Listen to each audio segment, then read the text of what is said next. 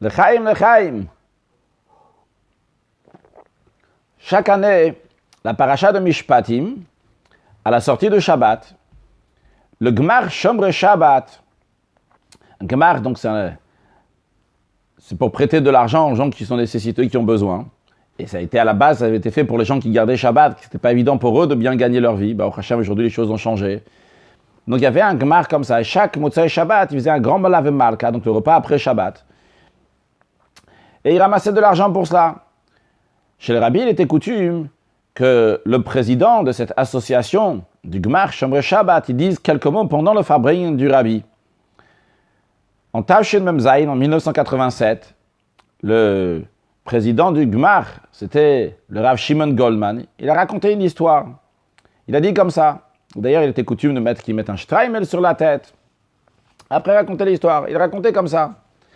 Un jour, il y a le Rav de Tchernobyl qui est arrivé dans la ville, Rabbi Nachum de Tchernobyl, qui est arrivé dans une ville, et il a demandé qu'on dise à un certain chassid, le chassid chez qui il allait à chaque fois qu'il venait dans cette ville, il allait chez lui, qu'on lui dise qu'il ne vienne pas participer ni aux paroles de Torah, ni aux prières, etc., du Rabbi Nachum de Tchernobyl, tant qu'il n'a pas ramené 2000 roubles.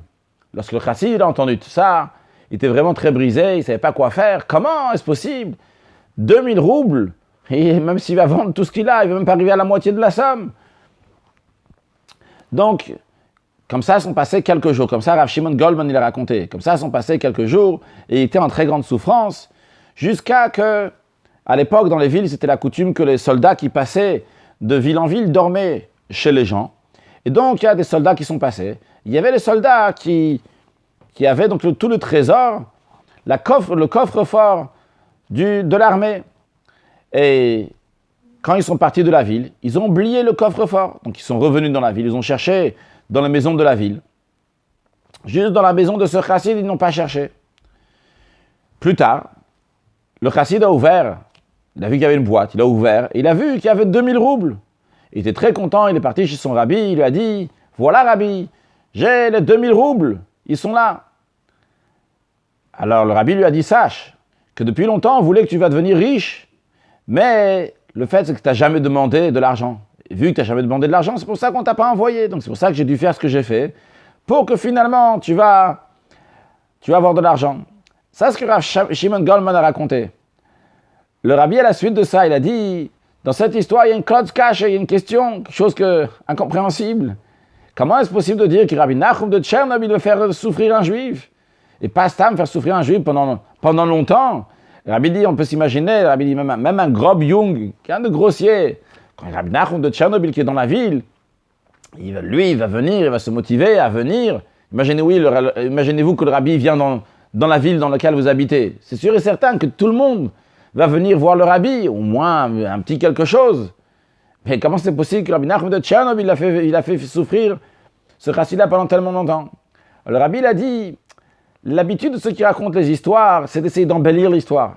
Et sûrement, ceux qui ont raconté l'histoire, donc avant Rav Shimon Goldman, ceux qui ont raconté l'histoire, ils ont voulu embellir l'histoire. Donc ils ont rajouté comme ça.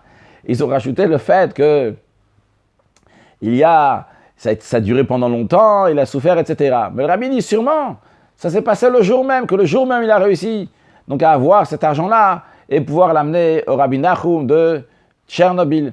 Le rabbi dans la suite il dit que sûrement celui qui a raconté l'histoire ne va pas m'en vouloir, que je fais une remarque sur son histoire, etc. Pourquoi on raconte ça aujourd'hui?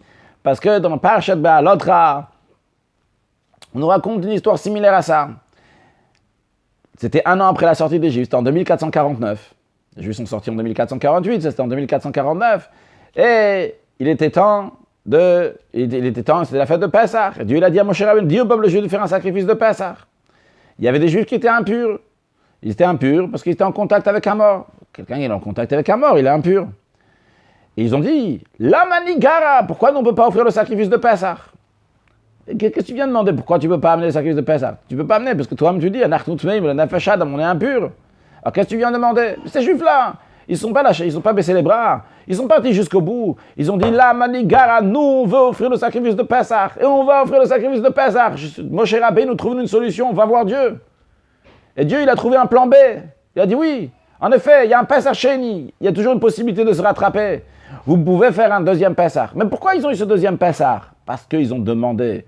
Ils ne sont pas restés enfermés chez eux, ils ont dit, si c'est pas arrivé à un ordre de Dieu, ça va pas venir. Ils sont venus, ils sont sortis, ils ont fait quelque chose.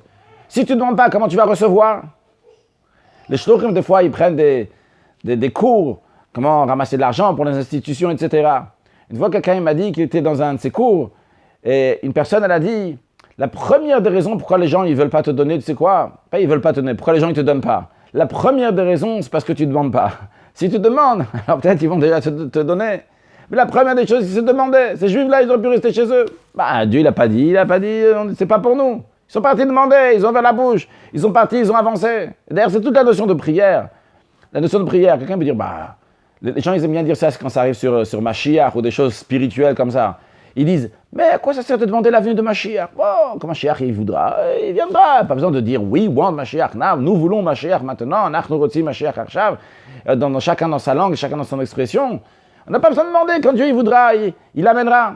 Intéressant qu'ils ne se demandent pas la question quand ça arrive de santé, lorsqu'il s'arrive donc de la parnassa, etc. Ils demandent à Dieu, s'il te plaît, donne-moi que ça va couler du ciel, que je vais avoir beaucoup de bracha, un bon compte en banque, beaucoup d'argent, je vais avoir beaucoup de santé. Et pas seulement ça, quand il s'agit de la santé, on dit pas, bon, si ça arrive longtemps. Quand c'est Mashiach, bon, s'il ne vient pas maintenant, il viendra un peu plus tard, etc. Non, mais dès que ça arrive en ce qui concerne, tout d'un coup, ça concerne la santé, on veut que la personne va guérir tout de suite, d'urgence, la personne doit être en bonne santé. Ce qui est d'ailleurs tout à fait normal. Et quelqu'un aurait pu dire, Dieu il a rendu malade la personne, il est malade, c'est tout. Dieu il a fait que t'as pas de quoi manger aujourd'hui, t'as pas de quoi manger, mais on fait pas comme ça. On prie à Dieu, on demande à Dieu, on veut une bonne santé, et maintenant. Et Dieu va envoyer une bonne santé à tous ceux qui ont besoin, et maintenant. Et Dieu va envoyer une bonne parnassa à tous ceux qui ont besoin, maintenant. On dit dans la prière, etc. La même chose sur les choses spirituelles, lorsqu'il s'agit de la Géoula, de la délivrance. La délivrance, c'est quelque chose qui enveloppe le monde entier, qui concerne le monde entier. Le monde entier sera guéri. Le monde entier aura une bonne santé. Le monde entier va avoir une bonne parnassa. Il n'y aura plus de guerre, plus de famine, plus rien du tout. C'est sûr et certain dans ces cas-là qu'il faut le demander. Il faut le demander now. D'ailleurs, certains m'ont dit comment tu peux finir un cours, quelque chose avec Mashiach, à la place d'une bonne journée, etc. Bon, bien sûr, on peut toujours dire bonne journée. Mais il faut savoir qu'une bonne journée, il s'agit de parler avec toi. Et je te dis à toi, bonne journée. Que toi, tu vas avoir 24 heures ou 12 heures qui vont être bonnes. Quand tu dis Mashiach Nav, c'est que tu souhaites une éternité qui est bonne, pas seulement pour toi, mais pour le monde entier. C'est énorme, c'est énorme.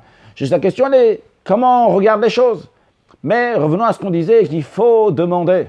Si on ne demande pas, les choses ne vont pas venir. Quand on demande, Akadosh Baruch Hu, il écoute. Les Juifs vont en Égypte. Quand les Juifs, ils ont crié à Dieu, Vaïzakou, Dieu, il a dit, Shamati, j'ai entendu.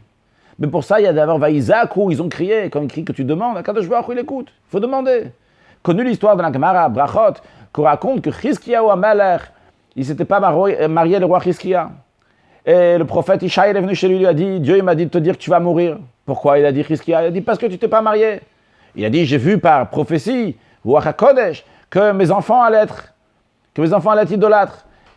Ishaï lui a dit, la Torah, elle t'a voilé, la Torah, elle t'a pas dit d'aller regarder Ruach HaKodesh, etc. La Torah, elle t'a dit, tu dois te marier, avoir des enfants, ce que tu dois faire. Chizkiyahu, il lui a dit, donne-moi ta fille pour que je me marie. Il a dit, non, c'est trop tard, tu vas mourir. Chizkiyahu, il a dit, finis ta prophétie, c'est bon, tu peux y aller. Moi, comme ça, j'ai reçu de mes ancêtres que même s'il y a une épée sur le cou de l'homme, eh bien, on peut toujours demander la miséricorde. C'est jamais fini, on peut toujours demander à Hachem. Il a demandé, il a vécu encore des années après, il a eu des enfants, et ils étaient idolâtres aussi. Mais, en tous les cas, une chose est sûre, c'est qu'il faut demander. Si tu ne demandes pas, tu ne peux pas avoir.